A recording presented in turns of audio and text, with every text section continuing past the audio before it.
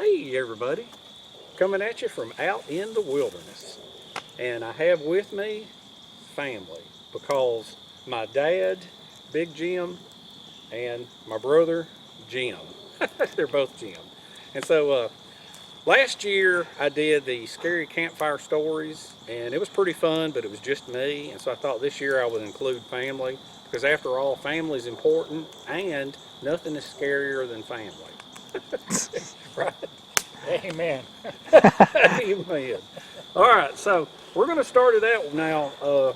Last year I did the three stories, and it's scary true stories, and we're not telling stories that are made up or off TV or out of magazines. These are true stories, and that's why they're kind of hard to come up with. I have come up with three, and my brother has come up with two that his best friend has said. And for those of you that may remember from my videos about 8 or 9 years ago when I used to refer to my brother, he didn't really want to be on camera. But this is the guy that in his heyday, he made Rambo look like a Boy Scout. I'm a prospector from 1890, actually. Anyway, all right, so on with the stories. Okay, now, the first story, I'm going to try to tell the names as close as I can to real, without giving too much away to protect living people. There was a guy named Marty. Now, this happened back in the late 70s, and this was happened in Georgia. And Marty and his mom got remarried, so his mom was Miss Baker. And Marty had a different last name, so let's just call him Marty. Well, Marty worked and saved his money up, and he bought a 70-something Mustang. I can't remember what year it is. And he worked on the car, and he loved the car, and when he wasn't working, he was driving the car. And it was a really nice car. It was really a souped-up, wicked car. And so Marty told his mom, his mom kind of sat around watching TV a good bit. And so, as usual, his mom was going to spend her evening there watching TV. And Marty said, "I'm leaving, Mom. I'll be back later." And so she said, "Okay, love you, see you later." So Marty left. She watched TV for several hours. And then about 4 or 5 hours later, uh, she heard somebody on the porch. And the door opened and Marty walked in.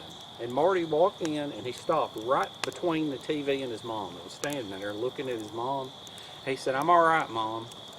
And she just looked at him and she thought it was kind of weird and out of character. And she said, "So, yeah, you look all right to me." He said, "I just want you to know, Mom, I'm okay."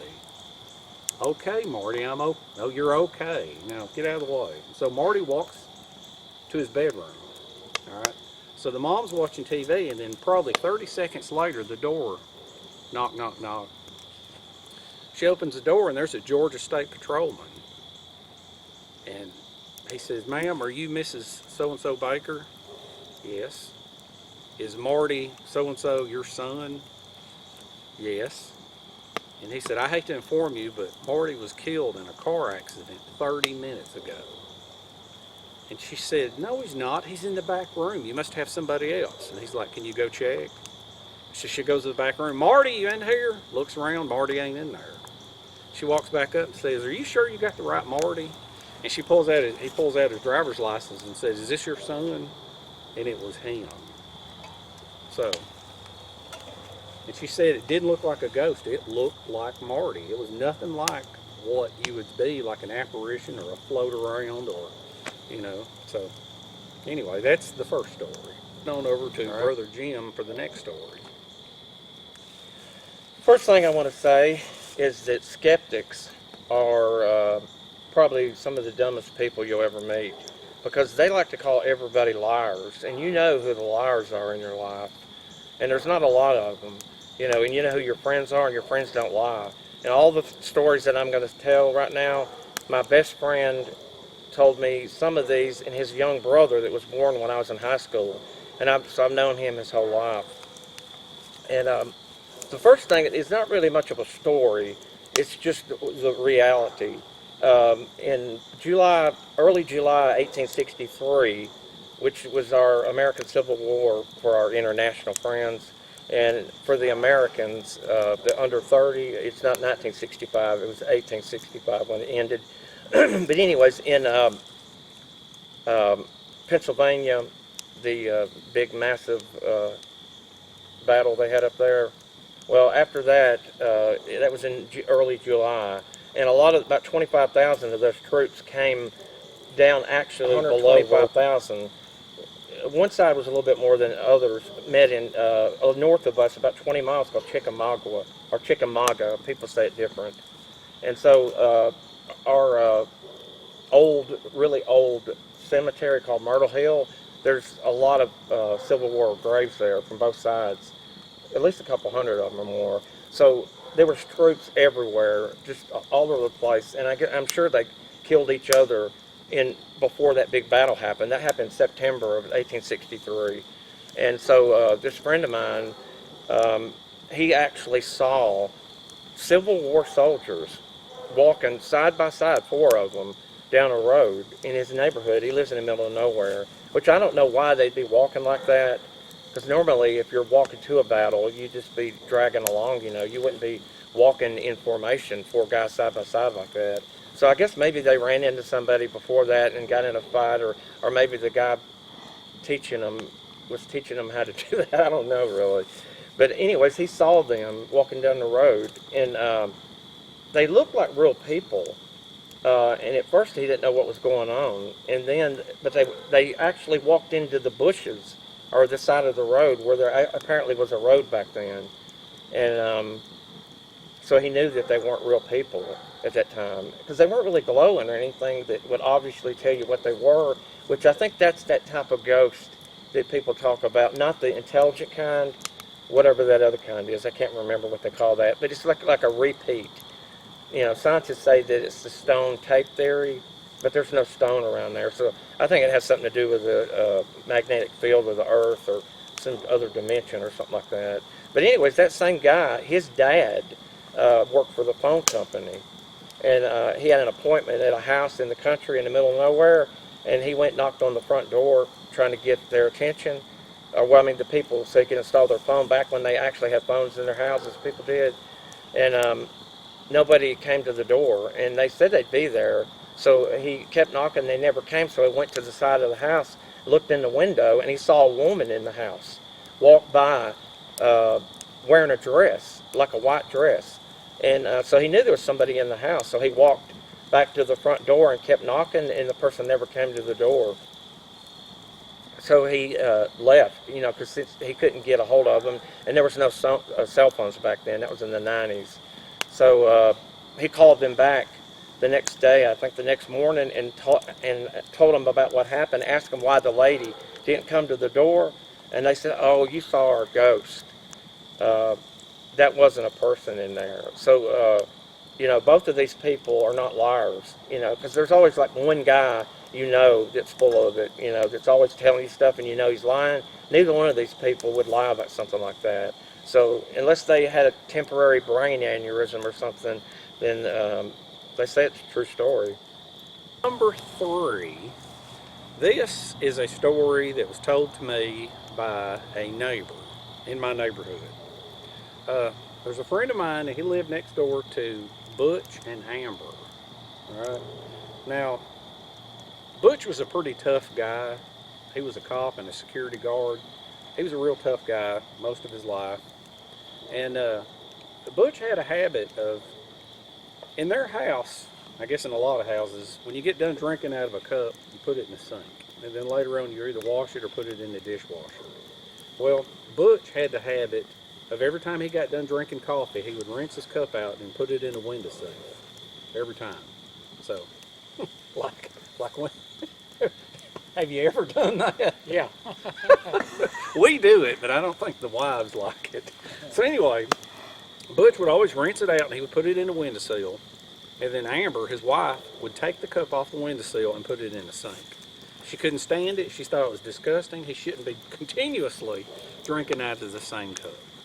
So this went on for probably years and years and years. Well, Butch had a heart attack and died in the house.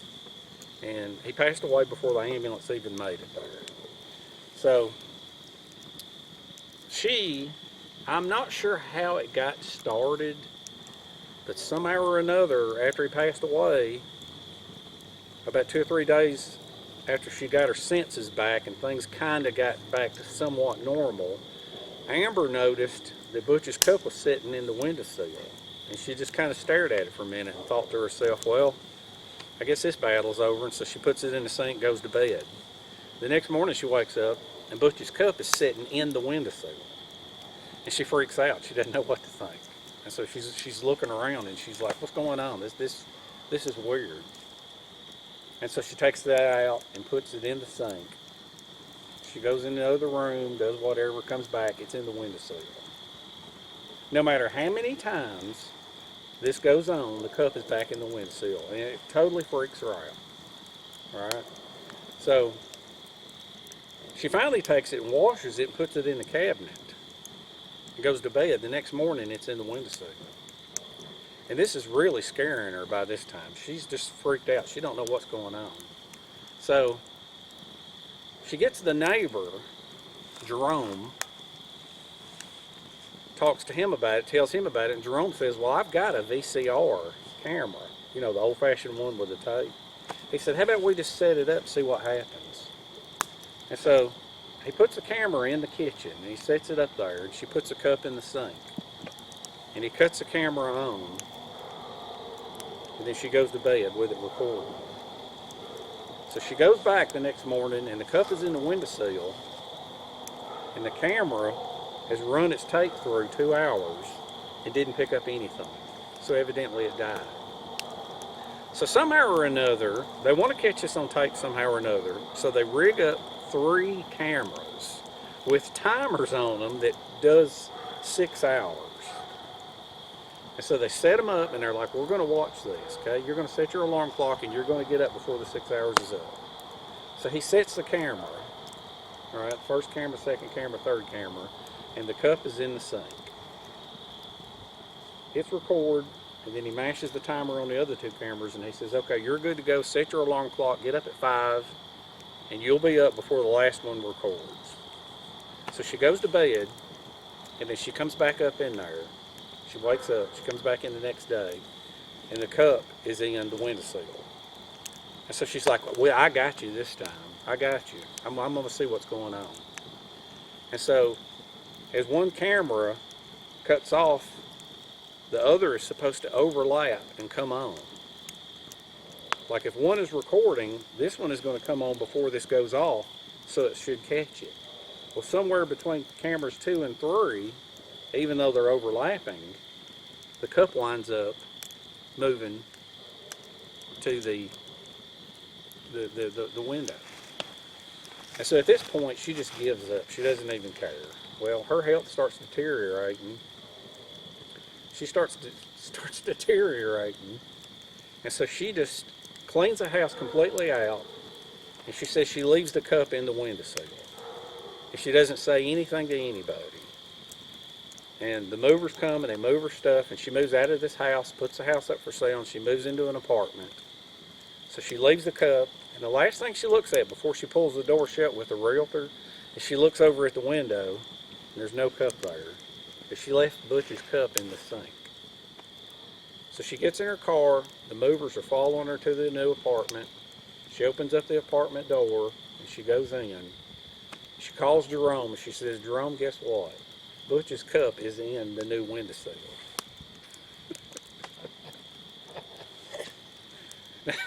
How this happened, I don't know, but these people are pretty legit, and so there's something going on there.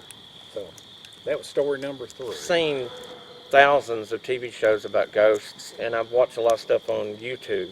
So you get kind of an idea of what happens in the real situation with people. And this guy that I'm talking about, his dad was the guy that did the phone installation, and it's his son moved with his girlfriend, her son, and her mother to a house. And it was in Cartersville, and you know that's a ways from here. But anyways, I don't know. Seems to be a lot of haunted houses there for some reason. But they moved into this 2-story house, and of course they moved in there and they lived, you know, normal. And then about a week or so after they were in there, they started hearing it sound like somebody walking around on the roof. and they were on the second floor, and there's not a third floor. And I don't know if there was actually an attic or not. I can't remember. But they went outside, of course, and looked around to see if there was somebody on the roof, and there wasn't. And it stopped. And so then they went back to normal life, and then it happened again. I don't know how many days was in between it happening.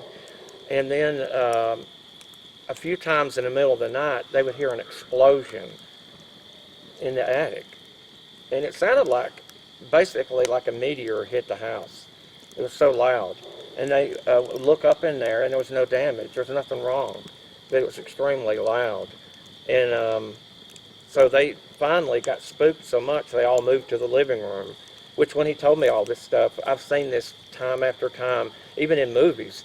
Everybody always does that. When they have weird things happen and they can't explain, a lot of times they'll all end up living in sleeping bags in the living room. And so that's what they did. But then, when they did that, the ghosts, or whatever was doing this, it had to be a ghost or somebody from a different dimension or something, would walk up and down the stairs instead of in the roof. Because whatever, it was, I guess, intelligent, what you call intelligent. Because they knew that they had all moved down into the living room. So they would be laying there in there, and they didn't do it enough to where it would make them want to move, just enough to scare them, walking up and down the steps, and they didn't do it all night, just randomly.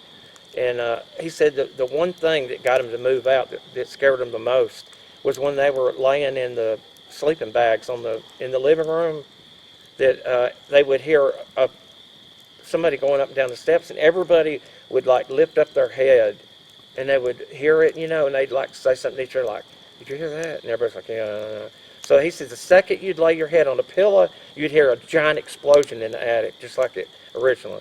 And so somehow the spirit or whatever was doing this knew when they put their head down, because the second they put their head down, it would happen. And finally, they just gave up. There was a lot of other bad things that happened, but I don't think they ever actually saw anything. It was just mostly knocking and steps and things like that. And so the thing I got to say to all the skeptics is it wasn't a bear. I know everybody seems to think everything's a bear when somebody has a story about something weird. None of these stories, it wasn't a bear any of the times. I'm saving the ghost story, my last ghost story, for the end.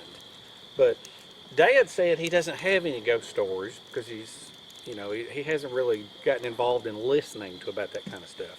But Dad has a very cool story that he told me one time about him and Mr. Mike and their fishing trip. Tell him about that time that y'all went in the boat. Well, my neighbor, Mr. Mack, would always go on the weekends, and he would go out, and we would go fishing for catfish or any kind of fish that we could eat. And there was a big lake, and he had a boat, and he had a trolling motor, and he had about a 2 horsepower gas engine. And so we went down on the lake down there, and he wanted to go to the other side of the lake, and he cranked that thing up, and we took off, and we was doing about 1.5 miles an hour across that lake and everything, and all of a sudden that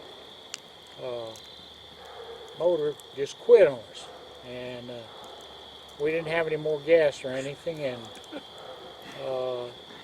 here we was stranded on the other side of the lake, and these big boats with 15 and 25 and larger horsepower whizzing by us and everything. And so he says, well, let's get out the paddles, and we got out the paddles, and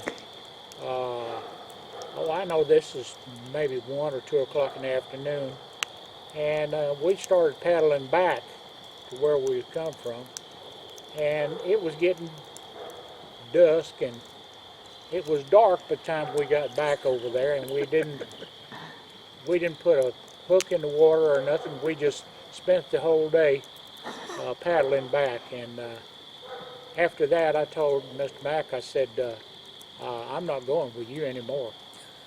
I said, that was just terrible. We spent the whole day and didn't even wet a hook. And may I add, while we're on the subject, Mr. Mack did have a ghost in his attic. Oh yeah. I remember that now. Yeah. I've seen I that light remember. turn on at Yeah. night whenever, but I know they were all asleep. Yeah. The light in the top of his, well, it was the attic, but a part of it was a room up there, and the light would go on at night, and you could see it the next day go off, and he did have some ghost or something in there, and he never could figure it out, but the ghost never did hurt him or his wife or his daughter, so he just forgot about it. Hey, let me add something to that. If you do think you have a ghost, do not tape it and do not put it on YouTube, because everybody that gives it an audience, it gets worse, Yeah. and people get run out of their house. So try to ignore it if it does happen to you, because this can be horrible. You know, Dang. the stuff that's happened to people. And I remember Mr. Mack used to say that when they were trying to sleep at night, there'd be laughing coming from the attic, Yeah. wasn't there? And they would have to cut on the radio at night to drown it out to sleep. I'm gonna ask the new neighbors about that. I forgot about that. I forgot. I've been meaning to ask them if that's still happening. Okay. Yeah, Mr. Mack has passed away, and his wife has too, and they sold the house, and there's new neighbors in it. Yeah. And Jim still lives next to him. Yeah, I walked my So- dog 7 years, one of them 3 years, and it had a heart attack. And then this one, 7 years at night, every night in the woods for like an hour every night, each dog. And I saw that light on at night when I could have swore it was not on earlier. I usually about 2 or 3 o'clock in the morning is when I would do it. And everybody'd be asleep. Yeah, and I know those people go to bed real early, Yeah. like 9 or 10 o'clock, and there's no way they would be up there at 3 or 4 in the morning. And sometimes I would even mention it to them, and they didn't know what I was talking about. If I would ask them, you know, why'd they leave their light on or whatever.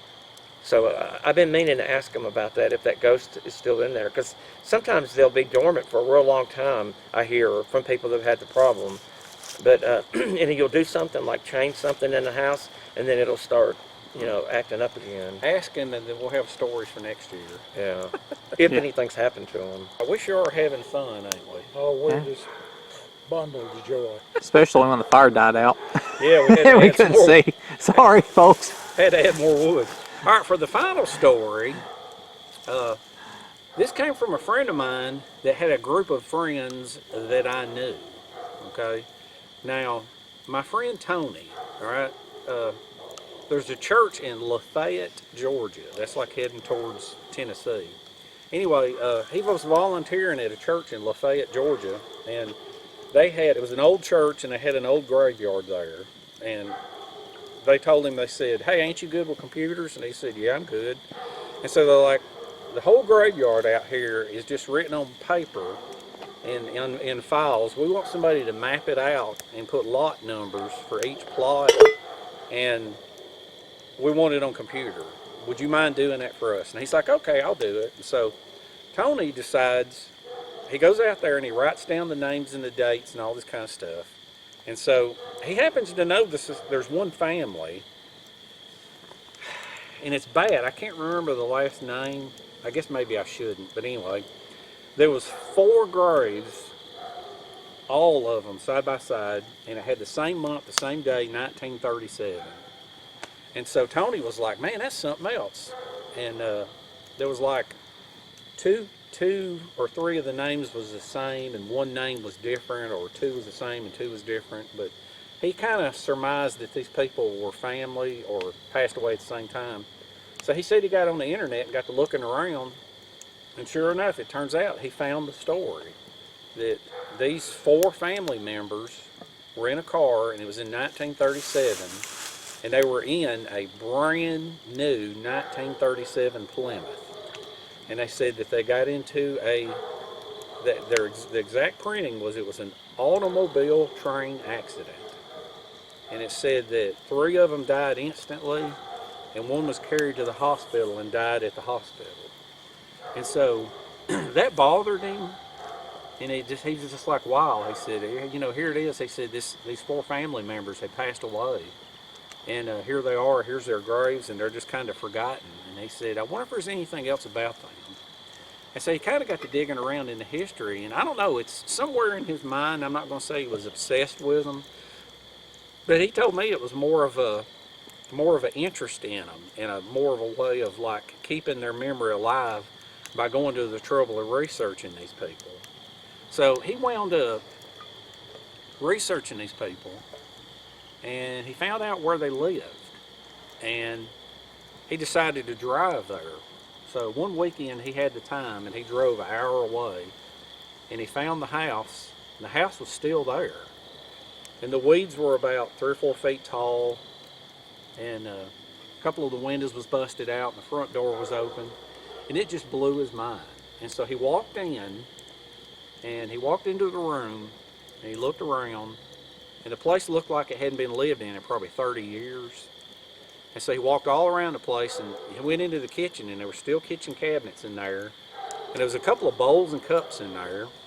And then he walked and he found upstairs, and he walked upstairs, and he went in, and none of the windows was busted out upstairs. And the inside of the house still looked pretty solid. The outside looked terrible, but the roof was okay, and the wood was okay. And so he just sort of walked around in there and just looked around a little bit, and just kind of sat there for a minute looking around. So he came back down, and he told his buddy Dwayne about it. And Dwayne had another buddy named Kenny, and Kenny had a girlfriend, and I can't remember the girlfriend's name because they're probably not together now, but that was just a thing back then. But it turns out that Kenny and his girlfriend were into the afterlife and spirits and ghosts and all that kind of stuff. And so they're like, let's go up there and have a seance. And he's like, a seance? He said, I don't like that. That doesn't sound very good to me. And he's like, ain't nothing wrong with it. Let's just go up there and just do it and just see if we can make contact with these people. And so Tony got to thinking about it, and finally he just gave up, and he said, I don't believe in this stuff, so let's go do it. So he didn't think nothing would happen, so they drove up there and they parked in front of the house, and they went in and they walked around and they looked. And Tony said, there's an attic. He said, well, that's even better. Let's go up into the attic. And so they walked up in the stairs, these 4 people, and Kenny told them, he said, y'all sit in a circle and hold hands. And so they sat in a circle and they held hands. And they said, you want us to close our eyes? And they said, no, don't close your eyes. Let's look at each other. And so they looked at each other, and whatever the guy's name was, they had wrote it down. And they told them, they said, so-and-so, they said, are you still here? Can you hear us? Do you know we're here? We want to try to contact you. We want to know about you. And they sat there for a minute, and then they said, if you're here and if you can hear my voice, give us a sign. And they said they sat there, and then from the rafter, a little white piece of paper floated down and landed right in the middle of them. Now, this is the good part. Tony got it, and he loaned it to me for this video, and I have it in this book. I'm going to bring it over here to the camera. See if I can get this light out there. All right, now I'm going to show this to you. Oh, let's see. All right, now if you look at this card right here, I'm trying to show it to you. It says, it's actually got a little pink ribbon on it, and it's got flowers, and it says, greetings from your secret pal. Now you open the card up, you can see it's an old card. Now let me see if I can read this. I can't read it. Can you read it, Nick? Somehow, something seems to tell me we'll be pals long after we have discovered just exactly who is you and who is me. So this greeting is to wish you lifelong happiness and such, and to say that I already like you very, very much. Your mystery buddy. Say it's signed, your mystery buddy. Yeah, the bottom part, that up there is print, but down here is signed. Your mystery buddy. And on the back here, it says a Rose Moderne card. And there's almost nothing on this company, this Rose Moderne, but I looked it up, and the Rose Moderne company went out of business in the 40s. So I am holding the piece of paper that fell in between them. Your mystery buddy. Now that is a ghost story. Yeah. All right, we're going to wind things up. I'm going to give Dad one more opportunity. Dad, do you know any scary stories? The only scary stories I know is these two right here. I had a hard time keeping them straight, and I think I did pretty good, but you never know. Well, we appreciate that, Dad. I've All right, then. I've got a scary story too. It's being raised by a really big monkey one. That is scary. All right. Hey, the one last thing I want to say about that. When I say skeptics, I'm talking about professional skeptics, not skeptical people, because everybody should be skeptical, as you know. But the funny thing about it that bugs me about skeptics is they always say that the reason why people see ghosts is because they want to see them. But do y'all want to see a ghost? I'm good. I don't. I don't want to see one either. No. I mean, you know what? I've seen these ghost hunters, you know, that want to see ghosts. They say they want to see ghosts, but it's kind of like, I guess, being in combat. You don't know how you're going to act until you actually do it. Or if you see somebody being a hero, you think, you know, would I have done that or not? And so I saw this one guy that probably been looking for ghosts for 20 years, and when he actually saw one pretty close to him, that dude went completely ape, screaming like a maniac, and ran out of there like it was the end of the world. I couldn't imagine, you know, what it would be like to actually see one. So my friends, like, you know, I'm skeptical of people I don't know, but all of these people that I'm talking about, they're not going to tell me a lie and then continue. This was 20 years ago or more that all these stories were told to me, and they've never recounted them or changed them or said they were joking or lying or whatever. So I mean, you know your friends, you know the one guy that's, you know, full of crap all the time. So Yeah. you know, these people aren't. Yeah. They're normal, everyday people. You know. Well, that about wraps it up, doesn't it? Yeah. I guess. Anything you want to add, Dad?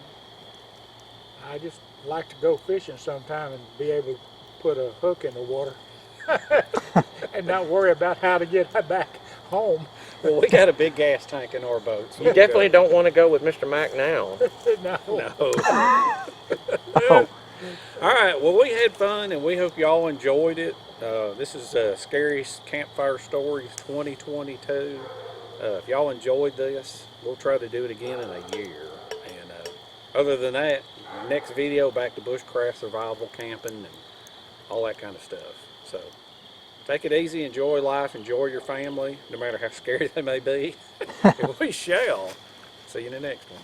see you later.